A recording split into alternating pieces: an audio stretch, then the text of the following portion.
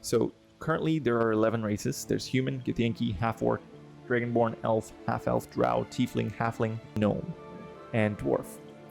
So if you watch the video again on backgrounds, you might be wondering if picking a race is as nuanced as picking a background. Well, the simple answer to that is yes. Yes, it is. Because in BG3 or Baldur's Gate 3, you have the ability to assign your ability scores as you would like, right here. So if I clear all of these, as you can see, the max okay, I'm just going to clear everything. Everything's down to 8, okay?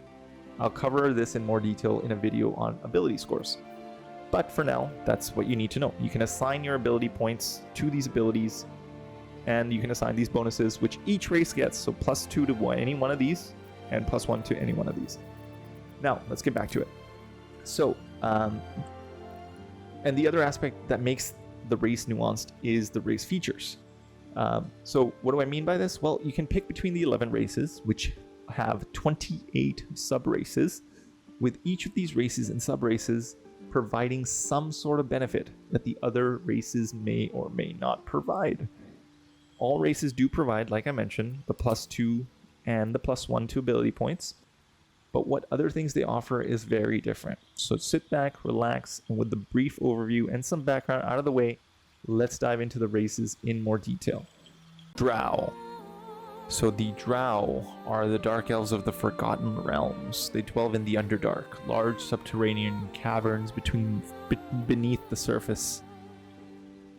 Driven to the Underdark, most Drow have adopted a ruthless pragmatism. While Loth-sworn delight in the good goddess's evil tenets, the Seldarine reject her attempt to overthrow the leader of the Elven Pantheon. So they have the +2, +1 to any ability, as does every race. They've got a base racial speed of 9 meters or 30 feet. They have Drow weapon training, which gives them proficiency in rapiers, short swords, and hand crossbows. They have superior dark vision, which gives them 24 meters or 80 feet of dark vision. And they have Fey ancestry, which they have advantage on saving throws against being charmed, and magic can't put them to sleep. They also have a proficiency in the perception skill due to keen senses. And you can see that here.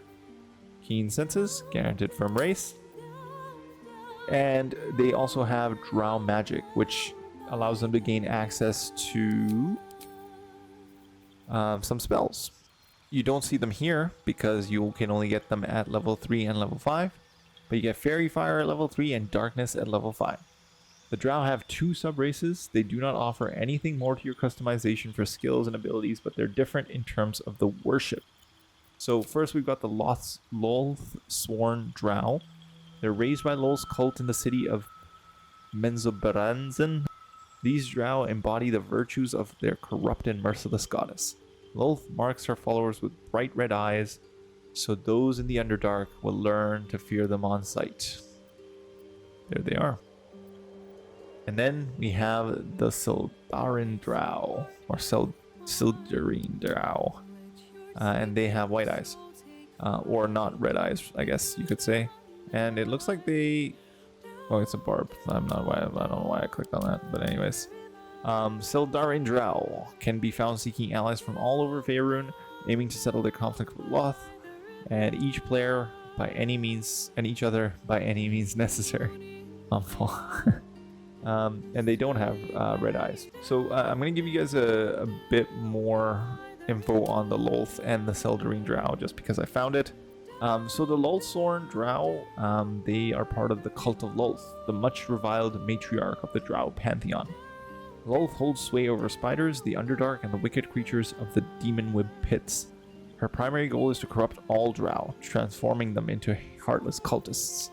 And then for Seldarine, or Seldarine Drow, the clergy of Elistre. Elistre is the goddess of good-lined Drow, beauty, song, and freedom. Dark Maiden desire balance between all races, and struggles against her mother Lolth's corrupt aims. So that's where the Seldarine Drow come from, and that's who they worship, and the Loth-sworn worship Lolth. So that's it for the Drow. I hope you found this video helpful, learned something new about the mechanics, and make sure you subscribe for more mechanics and tips and tricks for Baldur's Gate 3 in the coming days, weeks, months. and years. Memberships are on, so feel free to become a member. That'll help me out a lot on the channel. And I look forward to seeing you all in my live streams in the future and in the next video. See you guys. Have a good one.